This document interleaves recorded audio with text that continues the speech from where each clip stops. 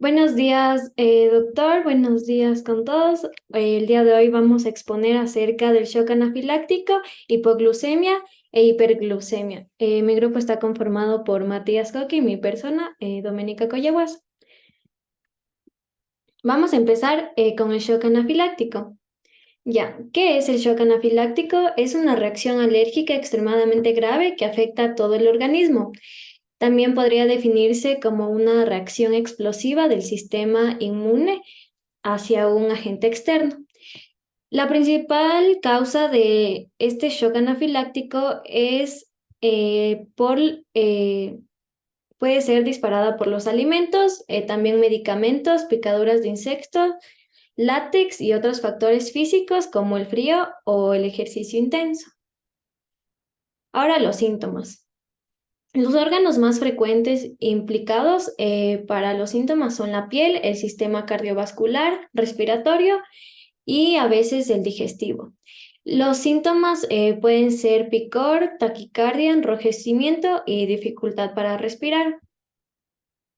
Los factores de riesgo del shock anafiláctico es anafilaxia previa, es decir, si alguna vez se tuvo una anafilaxia, el riesgo de tener esta reacción aumenta.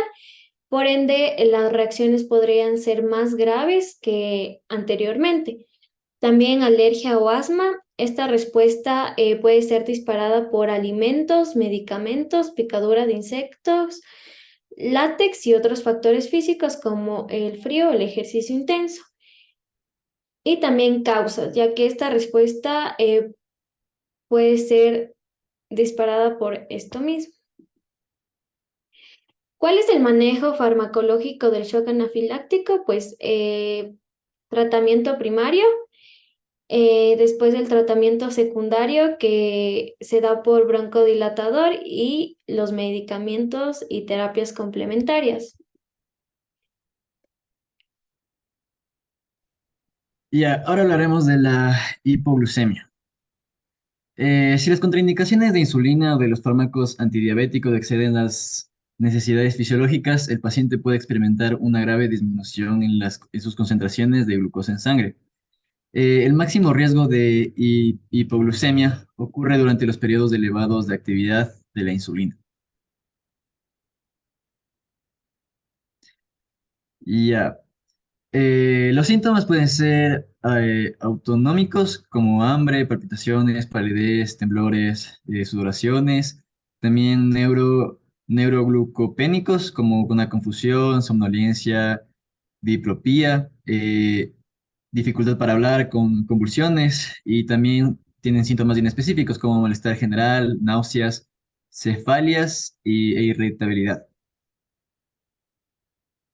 Ya hay tres clasificaciones. La primera es la leve, que es el tratamiento aplicado por la misma persona. La grave, la situación en la que las acciones deben ser realizadas por un ayudante para personas con glucemia entre 40 y 50 mg sobre dl y el coma. Ahora los factores de riesgo. Pueden ser por la edad avanzada, consumo de alcohol, neuropatía autonómica, déficit cognitivo, alteraciones endocrinas y disfunción hepática, entre otros. Para el diagnóstico tenemos como guía la triada de WIPO en pacientes con hipoglucemia. Primero, tenemos que los síntomas son consistentes de hipoglucemia, como los síntomas que dijimos antes. Luego tenemos la concentración plasmática baja de glucosa, cuantificada con un método exacto. Y finalmente tenemos el alivio de los síntomas una vez estabilizado el nivel de glucosa. Bueno, manejo y tratamiento. Tenemos primero el manejo autoadministrativo o tratamiento autoadministrativo. Es cuando el individuo tolera la vía oral y puede ingerir una tableta de 20 gramos de glucosa o carbohidratos contenidos en jugos, refrescos, dulces, entre otros. Indicado en casos de hipoglucemia asintomática con síntomas leves y moderados. Y luego tenemos el manejo tratamiento parental, cuando el paciente no está en condiciones de tolerar la vía oral. También está para diabéticos con tratamientos a base de inhibidores de aglucosidasa se debe repetir la determinación de glucosa cada 30 minutos durante las primeras 2 horas de tratamiento.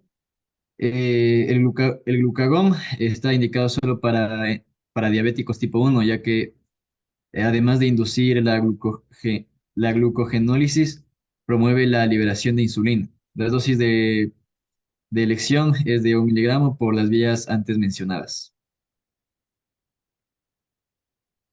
Ya. Ahora yo voy a hablar acerca de la hiperglucemia.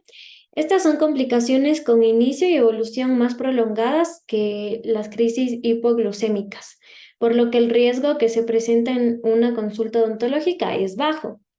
La presencia de un proceso infeccioso bucal puede alterar el equilibrio glucémico del paciente y descompensarlo, por lo que se deberá aumentar la dosis de insulina hasta la normalización de glucemia y una vez logrado esto, el paciente podrá realizarse el tratamiento odontológico sin ninguna complicación.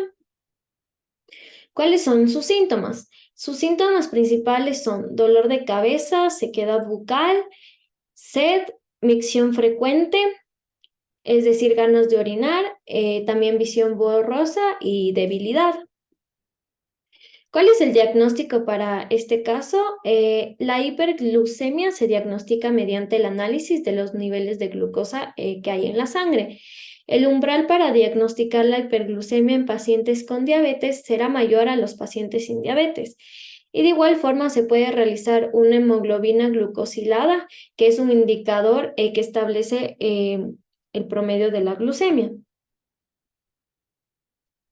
En cuanto al manejo y tratamiento, existe un manejo leve y un moderado. En cuanto al manejo leve, este se produce de forma habitual. Será necesario hacer un cambio en la pauta de la medicación. También, como es leve, pues se deberá cambiar la dieta o la cantidad de actividad física en caso de que el paciente la realice. Y de igual forma dependerá de la duración de los síntomas. En cambio, la moderada ya escala un poco, entonces si el valor de glucemia excede al valor de 250 mg sobre ml, ya será necesario medir los niveles de cetonas en sangre u orina, es decir, habrá que hacer unos exámenes complementarios. Y si se ha prescrito la administración de insulina, podrá ser necesario aplicar una dosis extra dependiendo de los valores de glucosa que haya en la sangre. A su vez, si hay cetonas en sangre u orina, la dosis de insulina deberá ser mayor. Gracias. Y esta es la referencia.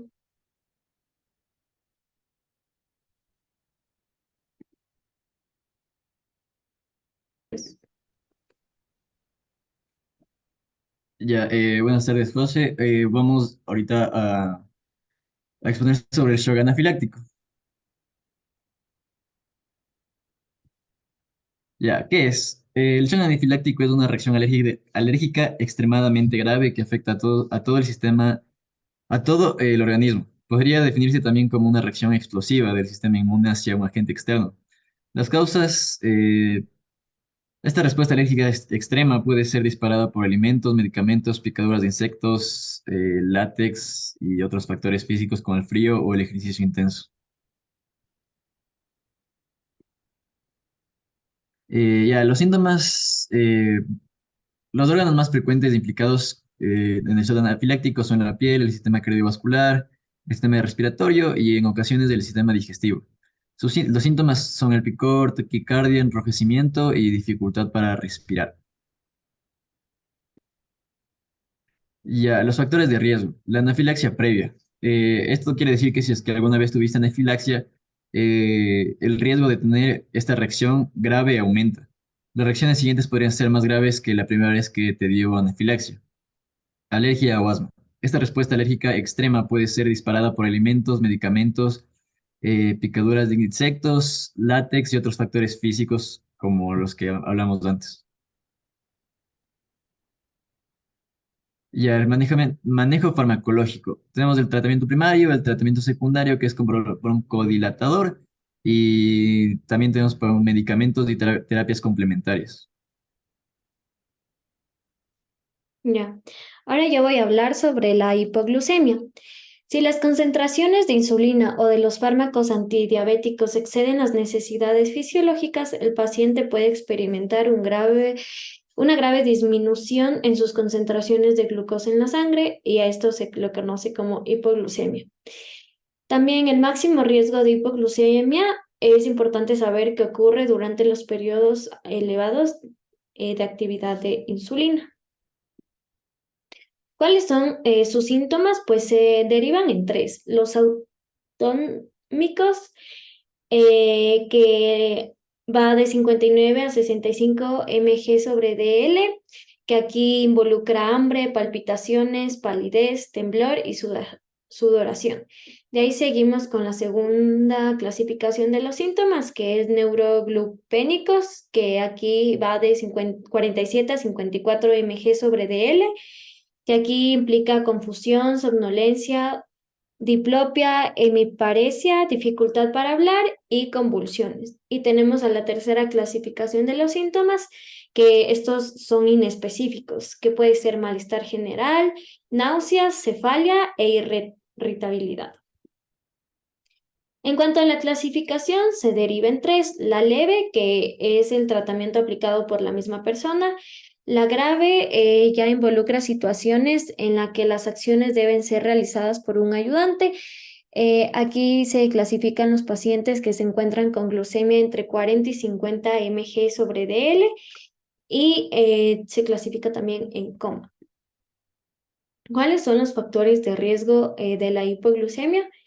Pues edad avanzada, consumo de alcohol, neuropatía autonómica, uso de bloqueadores, déficit cognoscitivo, alteraciones endocrinas, disfunción hepática. ¿Qué debemos hacer para saber diagnosticar una hipoglucemia? Pues debemos tomar como base la triada de Whipper. Primero, hay que ver los síntomas que sean los que se refieren a la hipoglucemia, como ya mencionamos antes. Segundo, debemos ver la concentración plasmática baja de glucosa cuantificada con un método exacto. Y tercero, debemos dar un alivio de los síntomas una vez estabilizado el nivel de glucosa. En cuanto al manejo o tratamiento, existen dos: el autoadministrativo y el parental. Para empezar, el autoadministrativo es aquel que el individuo tolera la vía oral y puede ingerir una tableta de 20 g de glucosa o carbohidratos contenidos en jugos, refrescos, dulces, chocolates y entre otros. Y también está indicado en casos de hipoglucemia sintomática con síntomas leves y moderados. Y existe el otro tratamiento que es parental, es decir, que el paciente ya no está en condiciones de tolerar la vía oral. También para pacientes diabéticos con tratamiento en base de inhibidores, también se debe repetir esta determinación de glucosa cada 30 minutos durante las primeras 2 horas de tratamiento. Y también es importante saber que el glucagón IM o SC está indicado solo en diabéticos tipo 1, ya que además de inducir la glucogenólisis, promueve la liberación de insulina, es decir, la dosis de elección debe ser 1 mg por las vías antes mencionadas. Y ahora hablaremos de la hiperglucemia. La hiperglucemia son complicaciones con inicio y evolución más prolongados que la crisis hiperglucémicas, por lo que el riesgo de que se presenten en una consulta odontológica es de las más bajas. La presencia de un proceso infeccioso bucal puede alterar el equilibrio glucémico del paciente y descompensarlo, por lo que se deberá aumentar la dosis de insulina hasta la normalización de la glucemia y una vez logrado esto, podrá realizarse el tratamiento odontológico. Los síntomas son dolores de cabeza, sequedad bucal, sed, micción frecuente, visión borrosa y debilidad. El diagnóstico se diagnostica mediante el análisis de los niveles de glucosa en la sangre. El umbral para diagnosticar la hiperglucemia en pacientes con diabetes será mayor a los pacientes sin diabetes. De igual forma, se puede realizar una hemoglobina glicosilada, que es un indicador estable del promedio de glucemia. El manejo o el tratamiento. Tenemos el manejo o tratamiento leve, que si se produce de forma habitual, será necesario hacer un cambio en la pauta de la medicación, la dieta o la cantidad de activación física. De igual forma, dependerán de la duración de los síntomas. Y el manejo y tratamiento moderados es si es que el valor de glucemia excede un valor de 250 miligramos por mililitro, sobre mililitro. Será necesario también medir los niveles de cetonas en sangre u orina. Si se ha prescrito la administración de insulina, podrá ser necesario aplicar una dosis extra dependiendo de los valores de glucosa en sangre. Y si hay síntomas, si hay cetonas en sangre u orina, la dosis de insulina deberá ser mayor. Gracias. Y aquí está la referencia. Gracias, José.